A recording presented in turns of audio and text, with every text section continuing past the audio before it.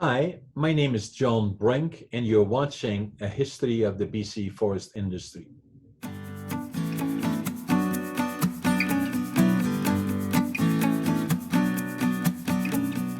Hi, thank you for joining us today. Our guest today is a special guest. Guest is Dr. Dennis Johnson. He is the president of the College of New Caledonia. In fact, he became the president last October, and he will be joining us now. Hey, Dennis, thank you Good morning. for being on our show. Good morning, John. My pleasure. Thanks for asking me.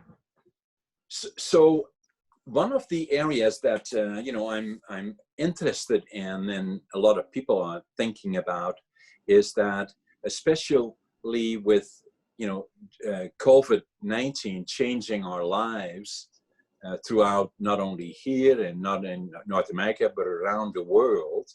It makes me wonder sometimes, like in your case, the schools and the colleges, universities start again in September, and it must be a real challenge to kind of get ready for what will it all look like, and or will it open, and what will it look like, and how will it affect foreign students, and all of those things. You're probably very, very busy getting ready for what happens next, is it? Yeah, I think it's fair to say that our sector, just like most sectors of the economy right now, are consumed by how we adjust, how we adapt, and how we remain successful and viable given the coronavirus pandemic. It is certainly top of mind, I think, for all of us in any type of leadership position or any other position. Yeah. And how about the even with you have a lot of foreign students at the College of New Caledonia. How would they be affected, or if it has already started, in terms of, are there as many foreign students, or are there less, or? Yeah, there's a lot of uncertainty, certainly around international students, but there's a lot of different agencies and organizations working together right now to, um, see how we can keep supporting international students that are here right now. And of course, lots of uncertainty about whether new international students will be able to travel to Canada.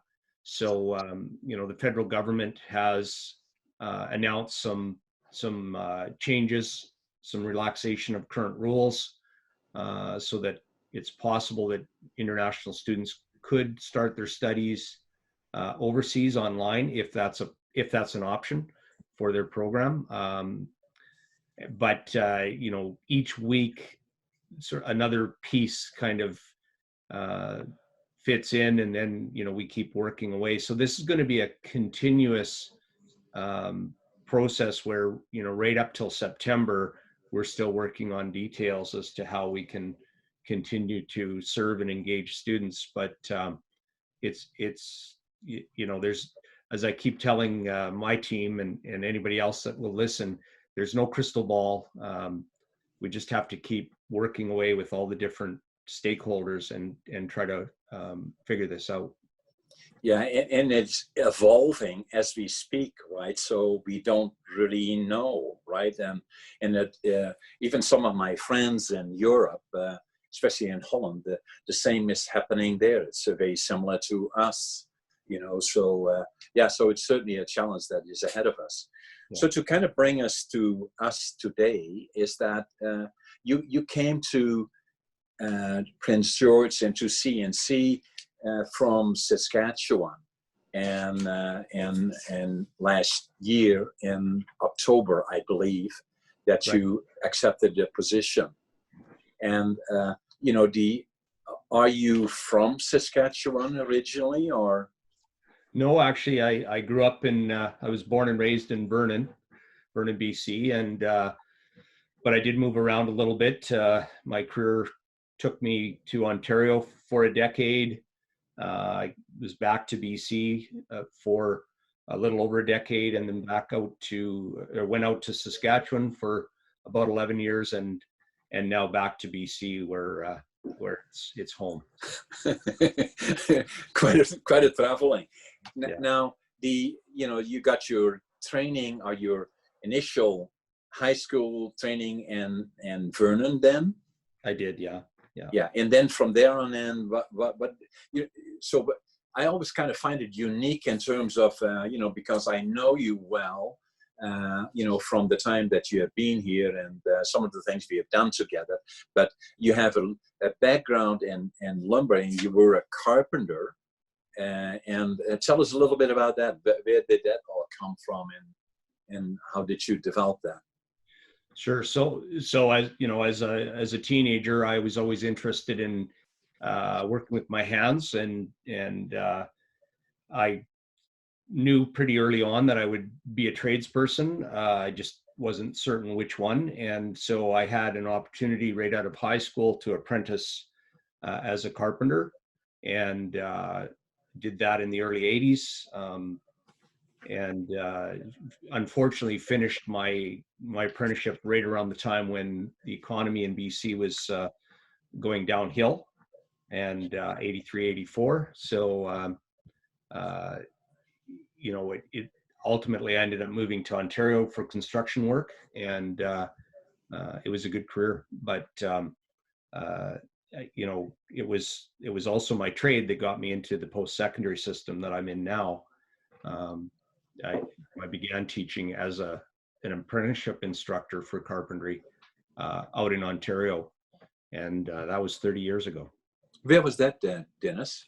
I was at Mohawk College for Mohawk College. Years. Yeah. And so you worked there on a contract basis for a period of time then as an instructor? Well, the longer story is I started on a 2-month contract, but I kept getting extended and ultimately became full-time. And that 2-month contract turned into 30 years of being in post-secondary, and I never did go back to construction. And is that also where you met your wife and started a family? Yeah. We started in Ontario, and but when the economy there slowed down, we took the opportunity to move back to BC, and so my kids grew up in BC and then in Saskatchewan. Yeah, and you have a boy, girl? I do. Yeah, I've 2 adult kids, both attending university and working part-time, and living in Saskatchewan. Yes, and so so if I kind of look back to when you went back to college and started to working towards your degrees, at what point did that happen? I think I was probably teaching at Mohawk College for 2 or 3 years when I started to think that I need to get a lot better at this. I need to become really good at teaching. And so there was a degree program in adult education from one of the Southern Ontario universities, Brock University, it specialized in adult education, and it also provided alternate delivery. It was a weekend offering. So I was able to keep working full time, and also work towards my studies. So that was my first degree. It took me quite a few years to complete on a part-time basis, but my first degree was in adult education. And then from there on in, so up to that point, you were working in the different as a carpenter, and then taking all these courses and working weekends and doing it on your own. That takes discipline. Yeah. It helps if you don't watch television. So you can find a lot of time if you don't watch television. Yeah, but I find so interesting about you is that you must have been determined and goal-oriented.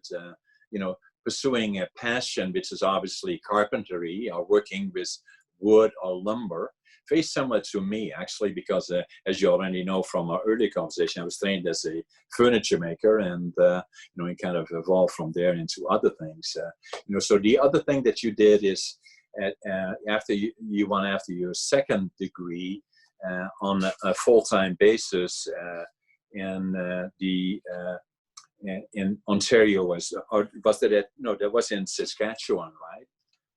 Yeah, I finished my graduate studies while in Saskatchewan. I had done my master's program online, 100% by distance.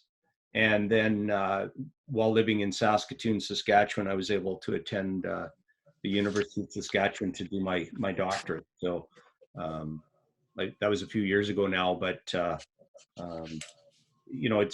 I've had the opportunity to attend a number of good institutions, and it's all been aimed towards trying to become better at this whole sector of adult education and how we provide post-secondary studies. And then after that, after you got your degree, you worked in Saskatchewan at the four cities. Yeah, so the institution in Saskatchewan is called Saskatchewan Polytechnic. It's a technical institute similar to BCIT, SAIT, or NAIT, and it is the only institution of its type in Saskatchewan. So there's campuses in four cities, and really they have a provincial mandate to try to serve the entire province. So that was good training in terms of everything they do at Saskatchewan Polytechnic is aligned to a job, to an industry, and so that was a great opportunity, and it was a good training ground. I had a lot of different positions while at Saskatchewan Polytechnic, but I'm certainly glad to be back in BC and at CNC. So how long were you in that position, Dennis? Well, I was in a number of positions while I was out there, but I was with Saskatchewan Polytechnic about 11 years. Yeah, so I went as a dean, and then did a number of other positions, and finished up in two different vice president positions, including vice president academic. Yeah, and Saskatchewan Polytechnic is a big organization. How many students would there be? Total number is about 26,000, and full-time equivalent would be about 16,000. Yeah, not unsimilar in size to BCIT and in the Lower Mainland, right? I think so. BCIT may have a few more students, but yeah, Saskatchewan Polytechnic is certainly one of the larger institutions in Saskatchewan. And so, as you said earlier, so you decided then, to the opportunity presented itself of an opportunity in northern British Columbia. It was the College of New Caledonia, and you decided to go for it. Yeah, my wife and I have, always had the goal to return to BC, and the opportunity at CNC was just too good to pass up. We really love the region. It's closer to what I knew growing up, and CNC is a great institution, and really happy to be there now. Yeah, the beauty of CNC is that it is likely on the threshold of growth. I believe, I've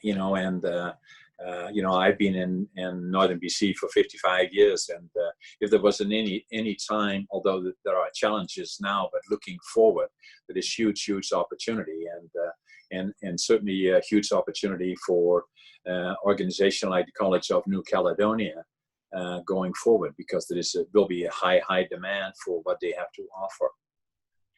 Yeah, I agree. I think COVID is certainly going to impact the way everything works, but one of the constants is when things change, people need education, they need training. we all have to adapt, and education helps make us more resilient. So I think we'll be more relevant than we ever were before going forward. As you say, there's some short-term challenges right now, and we're all trying to figure out how we keep going under the pandemic. But I think our long-term viability is very strong, and we need to just keep moving forward. Yeah, and then your skill sets in particular that you developed right from the time coming out of high school in the Okanagan, and then in that region, you were also involved at the very early stages in the mid '90s when the incumbent government then got a lot of pressure and agreed to a lot of things of how can we change the industry and do more secondary manufacturing, and started working with colleges throughout the province, developing programs that would stimulate the skill sets required for a changing forest industry. And this was in the mid '90s. You were very much part of that as well. Yeah, when we moved back to BC in the mid '90s, I ended up finding a 2-year contract at University College of the Cariboo. Now it's Thompson Rivers University, but back then it was UCC. And although I started teaching construction, they were putting together a new 2-year diploma in wood process technology. It was part of that provincial and even national conversation about value-added and secondary wood products, getting more value out of our resources. So my timing was good in that I was hired to be part of a 3-person team to start that new program, wood process technology, and I had colleagues that had more background in the manufacturing and technology, but my role was the wood science and machining and how to work with wood. So it was a great opportunity. It was a great program. Unfortunately, the timing was such that there just weren't the jobs for the skill sets that we were training for. And so although it was a good idea, I think it was a bit early in the evolution of the economy in BC, and ultimately none of those programs really survived beyond the early 2000s. Yeah, timing is everything, isn't it? So and uniquely again, because I was involved at the same time then, I was the founding president of the BC Council of Value-Added Wood Processors, and we had about 800 members in 8 associations throughout the province, and we're very much involved in lobbying government to address the issue of skill sets that were required. But sometimes, being early is not always necessarily good, and there were some examples of it, which and I know, where in the wisdom of everybody was kind of lobbying for dollars being put into their regions, and some of the dollars that were available, and where some of the politics a little bit were able to push those around, where I use as an example, not being critical of anybody in particular, but saying that, a fairly major dollars were spent in Abbotsford, but there are no trees in Abbotsford, and so it's an example of, where things didn't, the idea was good, but, being early is not always right. And it had the push of secondaries, but maybe did, and again, I say that constructively, did maybe not have the full support at that particular point of the primary sector that it could have had. I think that is changing now, but that was one of the things. But it gave you that unique background of being there on a hands-on basis, and then again your background, now as having your doctorates, but at the same time having led major organizations like Polygon, no different than BCIT, with tens of thousands of students, and then having that hands-on background puts you in a unique situation of making you unique, and especially for the opportunities that present itself in northern British Columbia is the College of New Caledonia. So. Yeah, no, thanks. I certainly hope my background will help as we work together, CNC and the forest industry, to figure out how to get more value and remain viable. It's such a critical sector in the north and central British Columbia, as it is to all of BC. And CNC, we definitely want to be part of that future and align our activities to what the opportunities are for the sector. So yeah, I hope I can bring something to the table. As you look forward, especially uniquely with First Nations becoming more involved in the industry, which I believe is very, very important. Some of the timber is being allocated to First Nations, and I'm sure you, from a college perspective, will become much more actively involved, and skill sets that will be developed by First Nations in particular, and already you offering those in the different communities that you have in northern British Columbia. Yeah, because CNC has a multi-campus model, we're often, working in areas where the First Nations are located, and we have close working relationships with the nations already. So as they move into new industries, whether it's forestry or something else, we'll try to work with them to align our training and education to the needs of their nation. But what as you say, John, there's a lot of interest in economic development, the various First Nations, and some great examples. So we want to make sure that we can add value and partner with them wherever it makes sense for them.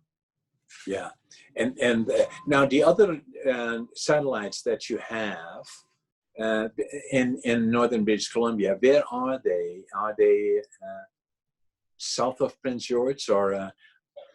So we actually have a pretty large geographic region, not all of it heavily populated, but we're from Burns Lake, the furthest west, Vanderhoof,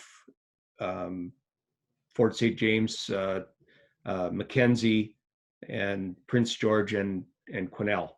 So if I've missed one, I'm going to be in trouble. But oh yes. But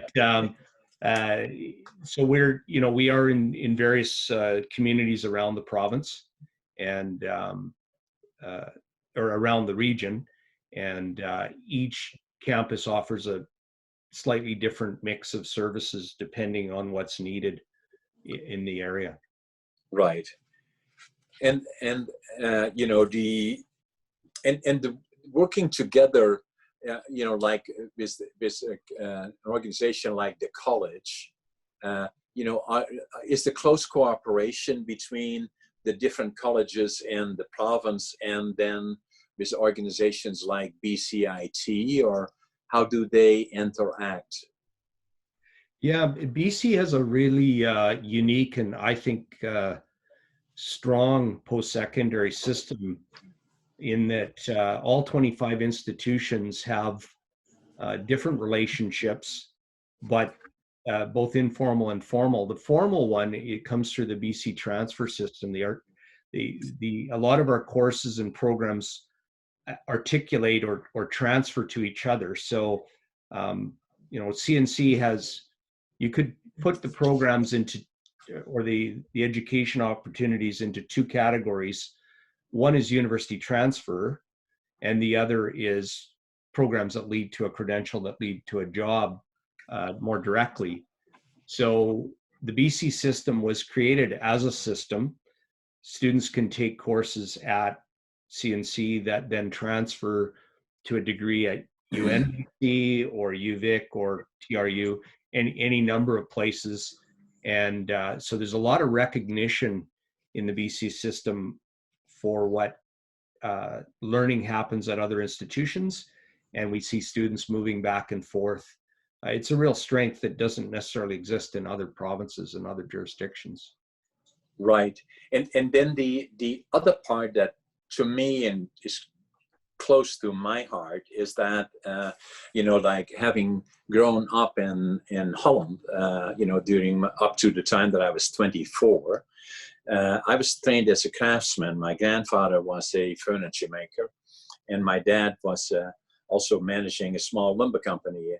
To me, what has always been being somebody that is a craftsman or work with your hands in Europe is looked at very highly, like accountants and lawyers. And I'm not always sure, every time I have an opportunity to talk to students, I say be proud of your craft, because it makes you unique and that makes you special. And, it is something that is very, very much part of being proud of. And anybody that is pursuing or thinking about pursuing a career in hands-on or becoming a craftsperson, let you and me both be an example of, although me as a furniture maker, you as a carpenter, at one time pursued your career and ended up being a president, have your doctorates and become a president in university. You simply did it in other ways that with immense discipline, but you did it in addition to practicing your job. And it gives people that are kind of watching a show like this, that saying there are different ways in terms of how you pursue your skills or your career and your passion and your dreams. It's just the way of how you get that. But developing a skill set will always be very, very helpful in your career as you go forward.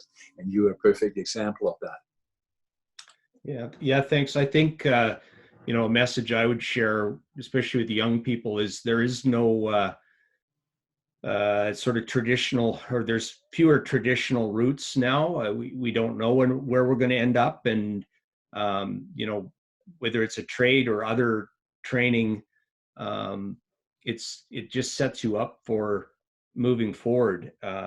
My message would be, go to college, go to university, start somewhere, get a skilled trade or take a program. But you don't know where you're going to end up, and you don't, lifelong learning is perhaps an overused term, but it's really true. And I think you're right. I think we're two examples where we started is not at all where we ended up. And, but, the first step is to engage with education and get started, and then just keep going.